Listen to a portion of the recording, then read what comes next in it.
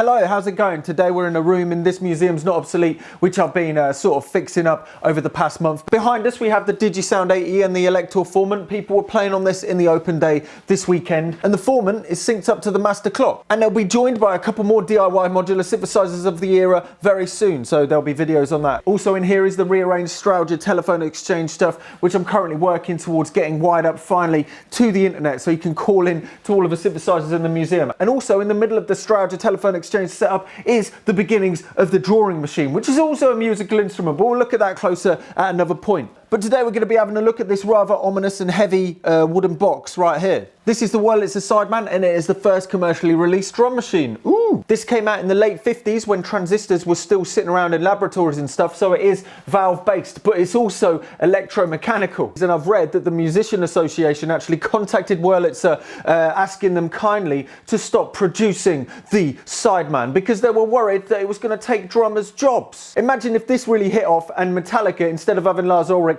was using this drum machine.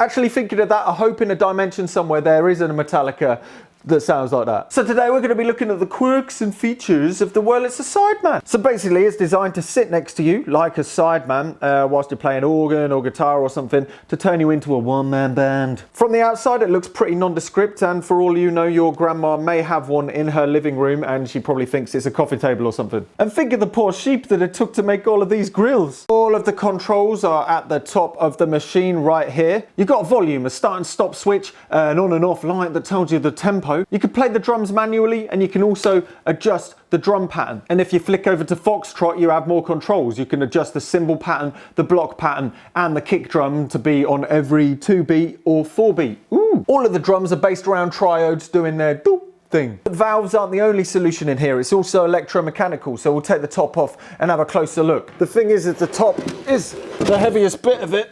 Oh my God. Oh, Jesus. So when you take the top off it, you see that the drum machine, well, it's all sitting on one big chassis. So that means it's pretty easy to repair if it goes wrong. And I've heard that some of these things do tend to go wrong quite a bit, but I've been lucky with this. I've only had to fix a couple of little bits. The first interesting thing is the speaker setup. Look at the tweeter chilling out in front of the comb, but there is also other speakers around the side. Right, if you travel up over here, you'll find another tweeter speaker just chilling out. Next to the speaker on this side of the machine, we have all of the capacitors and resistors chilling on turret boards for all of the drum sounds. This is a sight to behold itself. It's sort of like a Peter Vogel sculpture chilling in the back of your drum machine. You can see that there's common buses running up the center, probably power and such, and then there's all of the capacitors and resistors running off there onto their own turret boards. On this side we also have the sequencer wheel. Think about in 1954 it would have had to have either been electromechanical or valve based. Valve based would have been very heavy, very expensive, and used a lot of energy and stuff. So this at the time would make a lot of sense, especially with the fact that Wurlitzer made jukeboxes that had similar setups in there. So, you know, they already had the sort of technology to make slip disc designs like this. So this central part is the common contact, and that is being connected to all of these on the outside. The outer two are for 4/4 rhythms, the inner ones are for 3/4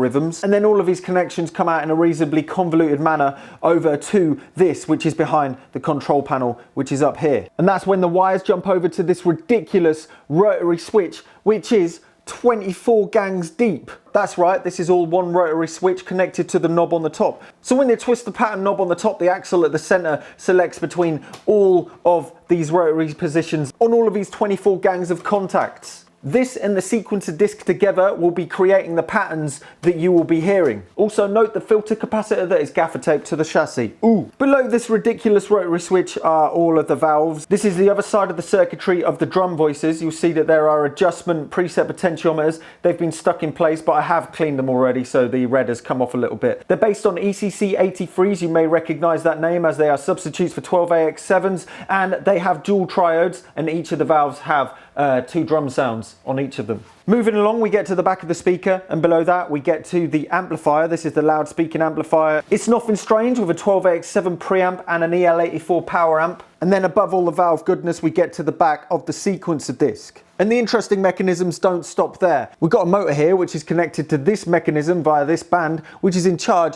of the speed control. In order to show you how the speed control works, I think it would be best to just turn it on. So this is the back of the sequencer disc, and as you can see, this wheel is driving it, and on the other side it's actually spinning around. You can just see it doing its thing right there. But if you want to speed it up, all you do is mechanically reduce the circumference of the driver disc by moving it further to the center. And as you go to the middle, it speeds it up a lot more. We'll go in the middle. So simple. That's the quickest speed. How crazy is that? This whole mechanism is directly connected to the speed dial, so when you're pulling this along, it pulls the whole thing with it. This whole mechanism is also in charge of turning on and off the machine. When you bring it to the slowest setting, it turns off this toggle switch, which in turn turns the machine off. But the crazy mechanisms don't stop there. There's also this pretty funky looking relay that connects the pattern generating circuits up to the drum voices. So when you turn on the start button, this initiates and connects all the contacts over here. I was having some problems with this, and as you can see, the contacts are just those tiny little springs right there. So yeah, it just took a little bit of finnicketing. But what this does is directly connect the pattern circuitry up to the back of the buttons which manually play the drums. So you can just play it like a normal electronic drum machine as well, if you want to. Anyway, enough talking, let's see what the Wurlitzer Sideman sounds like.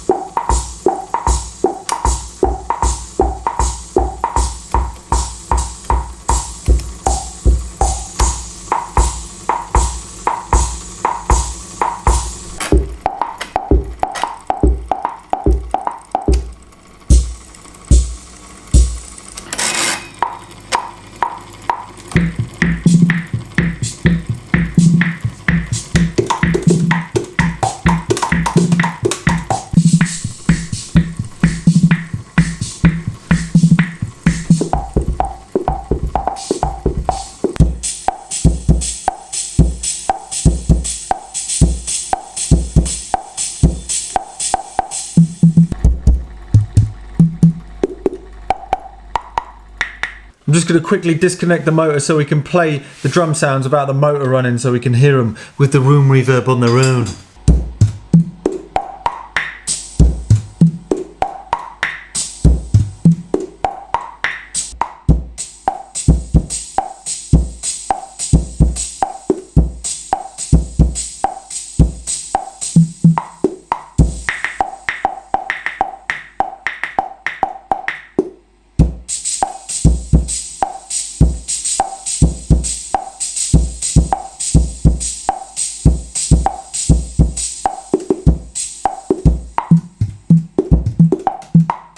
So that is the Wurlitzer Sideman. There's a couple of things that I've got in mind for it. The first thing is making a clear case for it, or at least having it in a clear cabinet, so when people come to the museum they can see it in all of its glory. I'm not sure how running it's going to be. I have a feeling if I have it running all the time, it's just considerably going to reduce its lifespan. For instance, I don't know how long these things are going to last for before they wear out. So it might be a stationary item that gets turned on for special occasions, or it might not. Who knows? What do you think? There is a bunch of non-permanent modifications that I want to do to this. For instance, having trigger outputs for every single one of the instruments, as well as trigger inputs, so you can trigger it externally, but you can also sync things up to it. For instance, synthesizers. To make those modifications work, it wouldn't be that hard. All we'd have to do is probably go off the back of the buttons at the top, because they connect both to the patterns and the drum circuits. And that way, if we solder wires onto soldered pads and then make them go off somewhere else, then we can just bring it back to original whenever required. So there will be another video on this in the near future. Likewise, you could come and see this when the museum is open. There's one more out of season open day, and then it's open every single weekend from the Easter. Ooh. If you want to support the museum and the videos, as well as getting samples of this and loads of other things, then go and check it out on Patreon. The links are below. Anyway, I've been Look Mum No Computer. This is the Wurlitzer Sideman. This museum's not obsolete, and that's a lot of words. And yeah, don't forget.